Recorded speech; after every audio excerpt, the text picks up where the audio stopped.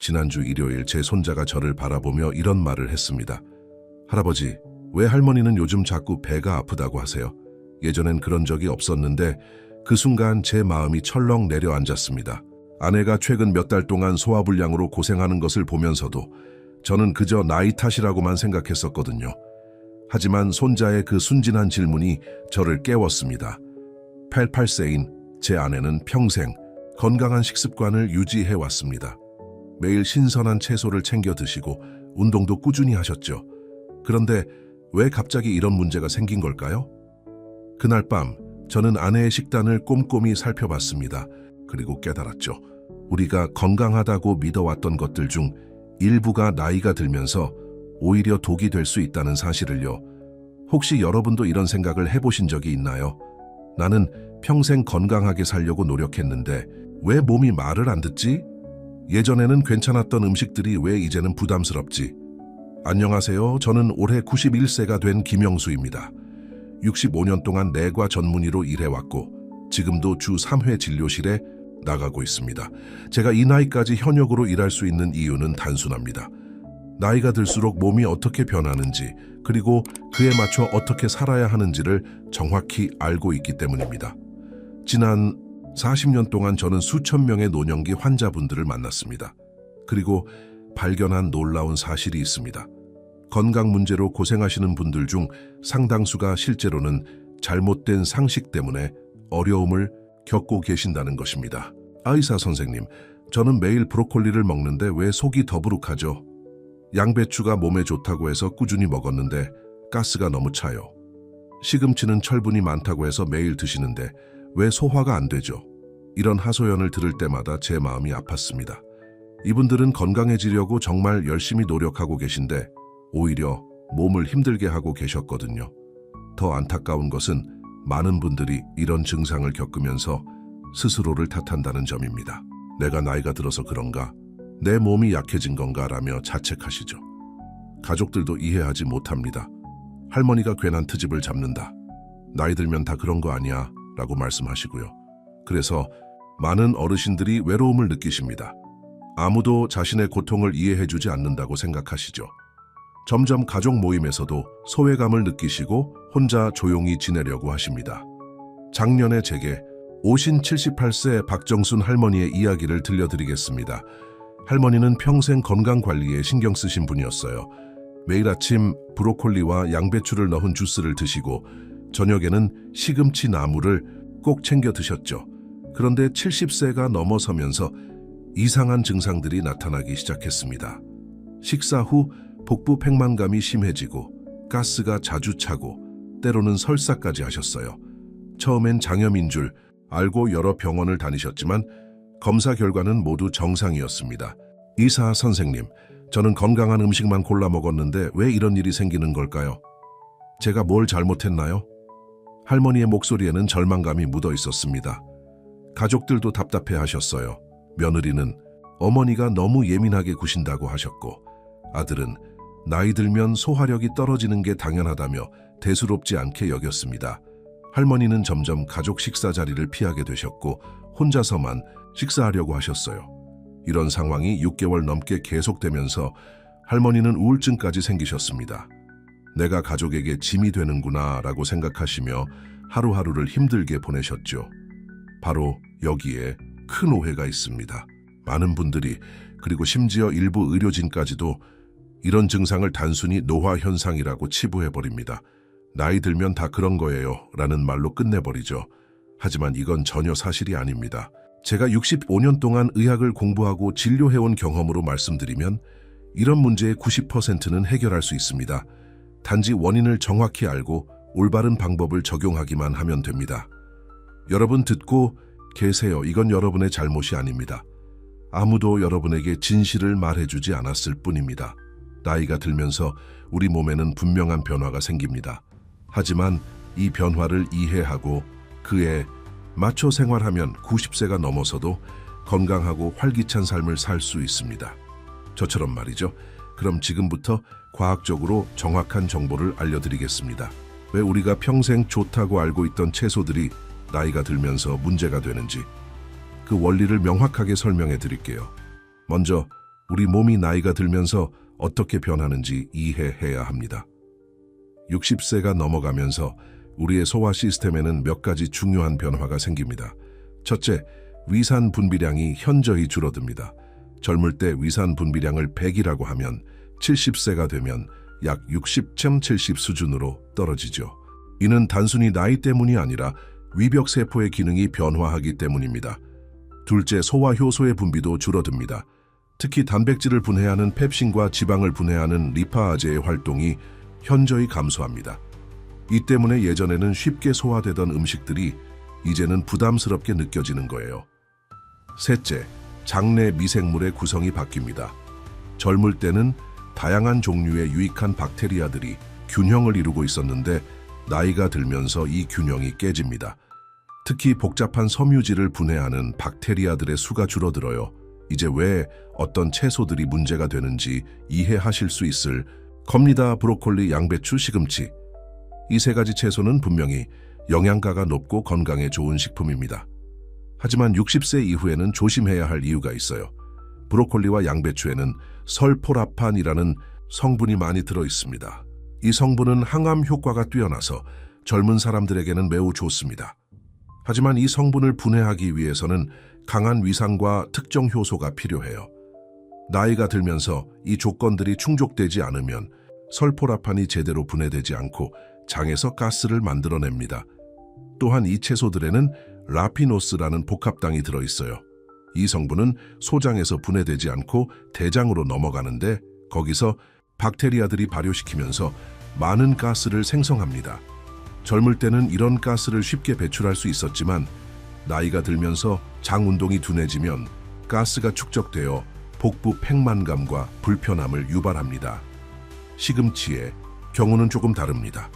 시금치에는 옥살산이 많이 들어있어요. 젊을 때는 신장 기능이 좋아서 이 옥살산을 쉽게 배출할 수 있었지만 나이가 들면서 신장 기능이 저하되면 옥살산이 몸에 축적될 수 있습니다. 이것이 신장 결석의 원인이 될 수도 있고 칼슘 흡수를 방해하기도 해요. 하지만 걱정하지 마세요. 이 문제들은 모두 해결할 수 있습니다. 그리고 비용도 거의 들지 않아요. 집에서 간단하게 할 수 있는 방법들이 있거든요. 지금부터 제가 40년 동안 환자분들과 함께 검증해온 해결책을 알려드리겠습니다. 이 방법들은 7일 안에 효과를 느낄 수 있을 정도로 즉효성이 있어요. 1단계, 채소 준비법 바꾸기. 브로콜리와 양배추를 드실 때는 반드시 충분히 삶아주세요. 최소 15분 이상 끓는 물에서 삶아야 합니다. 이렇게 하면 설포라판의 농도가 줄어들고 섬유질도 부드러워져서 소화가 훨씬 쉬워집니다. 그리고 삶은 물은 버리지 마세요. 그 물에 소금을 약간 넣고 차처럼 드시면 됩니다. 이 물에는 수용성 비타민들이 들어있어서 영양소 손실을 최소화할 수 있어요. 시금치의 경우는 데치기 전에 찬물에 30분 이상 담가두세요. 이렇게 하면 옥살산의 60% 이상이 물에 녹아 나옵니다. 그 다음 끓는 물에 2, 3분만 살짝 데치면 됩니다. 2단계, 섭취 시간과 양 조절하기. 채소들은 오후 2시 이전에 드시는 것이 좋습니다. 저녁에 드시면 밤사이 소화 과정에서 가스가 생성되어 숙면을 방해할 수 있어요. 그리고 한 번에 많이 드시지 마세요.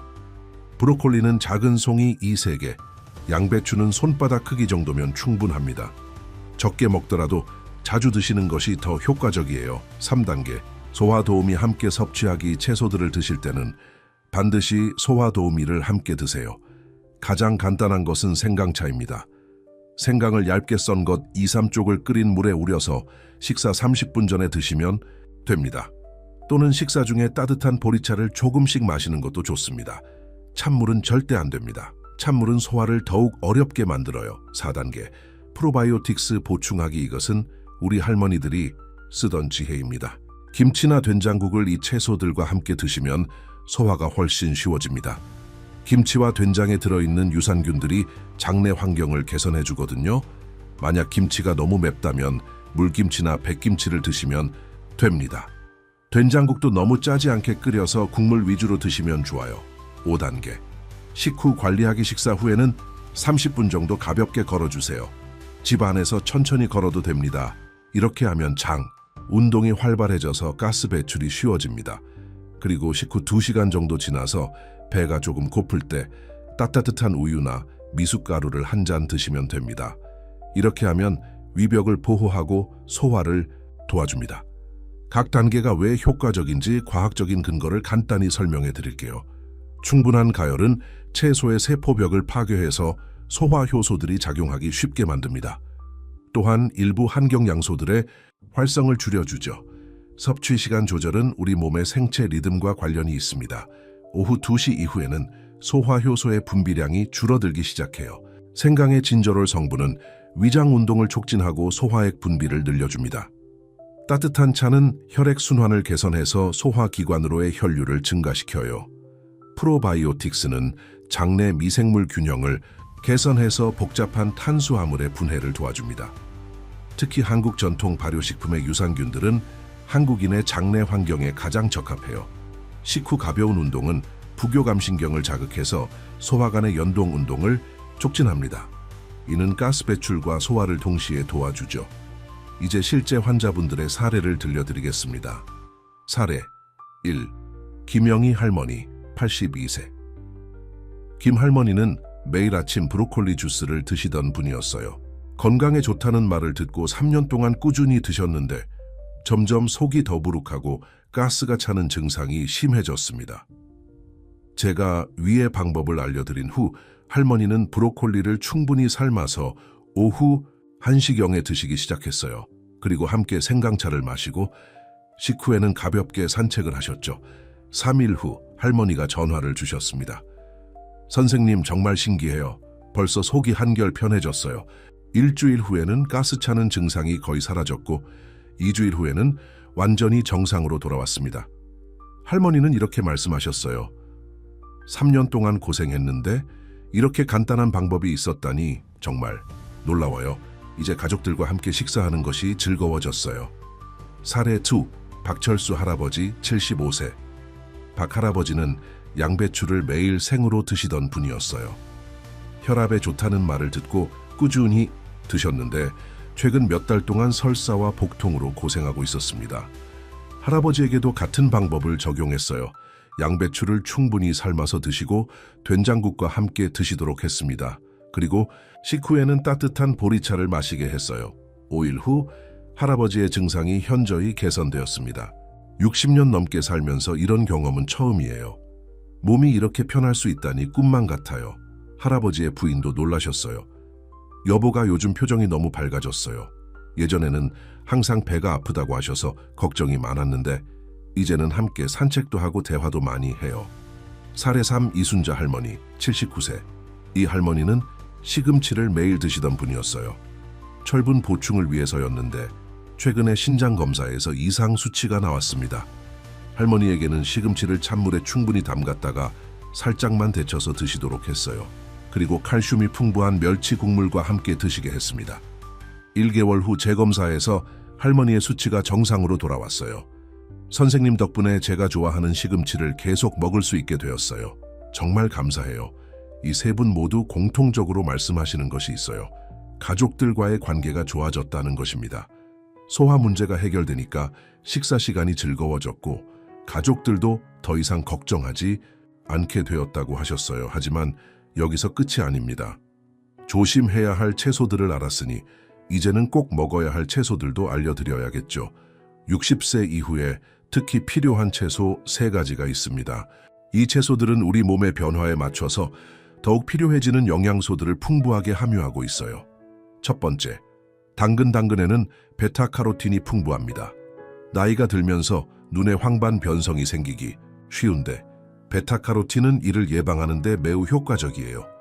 또한 당근의 펙틴 성분은 장내 유익균의 먹이가 되어서 장 건강을 개선합니다. 당근은 생으로 드시지 마세요. 반드시 기름과 함께 익혀서 드셔야 합니다. 베타카로틴은 지용성이라서 기름이 있어야 흡수가 잘 돼요.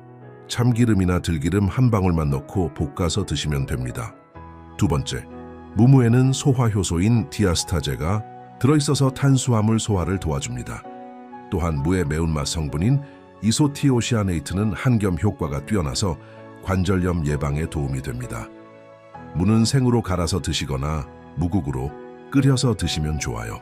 특히 무국은 수분 보충과 함께 전해질 균형도 맞춰주므로 일석이조입니다. 세 번째, 호박에는 루테인과 제아잔틴이 풍부해서 눈 건강에 매우 좋습니다. 또한 칼륨 함량이 높아서 혈압 조절에도 도움이 됩니다.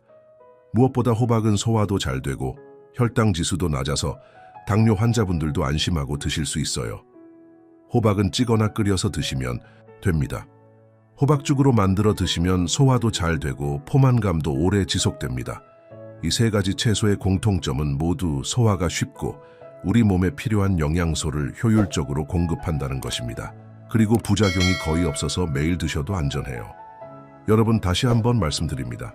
절대 늦지 않았습니다.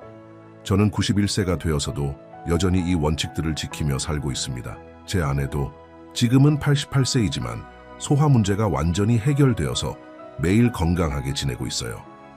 나이는 숫자에 불과합니다. 중요한 것은 우리 몸의 변화를 이해하고 그에 맞춰 생활하는 것입니다. 그러면 90세가 넘어서도 활기차고 건강한 삶을 살 수 있어요. 지금부터 7일 동안만 제가 알려드린 방법을 시도해보세요. 변화를 분명히 느끼실 수 있을 거예요. 조심해야 할 채소 3가지는 충분히 익혀서 적당량만 드시고 꼭 먹어야 할 채소 3가지는 매일 챙겨 드세요. 그리고 소화 도우미들도 잊지 말고 함께 드시고요. 가족들이 변화를 느끼실 거예요. 엄마가 요즘 편해 보인다. 아버지가 예전보다 활기차다 라고 말씀하실 겁니다. 하지만 무엇보다도 여러분 자신이 가장 큰 변화를 느끼실 거예요. 아침에 일어났을 때의 개운함, 식사 후의 편안함, 가족들과 함께하는 식사 시간의 즐거움을 다시 느끼실 수 있을 겁니다. 제가 65년 동안 의학을 해오면서 확신하는 것이 있습니다. 건강한 노년은 선택의 문제라는 것입니다. 올바른 정보를 알고 실천하면 누구나 건강하게 늙을 수 있어요.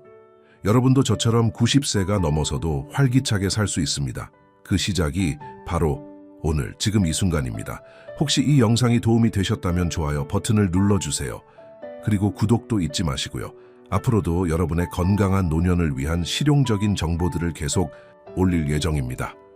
주변에 같은 고민을 하고 계신 분들이 있다면 이 영상을 꼭 공유해 주세요. 혼자 고민하고 있는 분들에게 희망을 전해줄 수 있을 거예요. 댓글로 여러분의 경험도 나눠주시면 좋겠습니다. 제가 직접 읽어보고 필요하다면 답변도 드릴게요. 기억하세요. 여러분은 혼자가 아닙니다. 저와 같은 길을 걸어온 많은 분들이 여러분을 응원하고 있습니다. 건강하고 행복한 노년, 우리 함께 만들어가요. 감사합니다.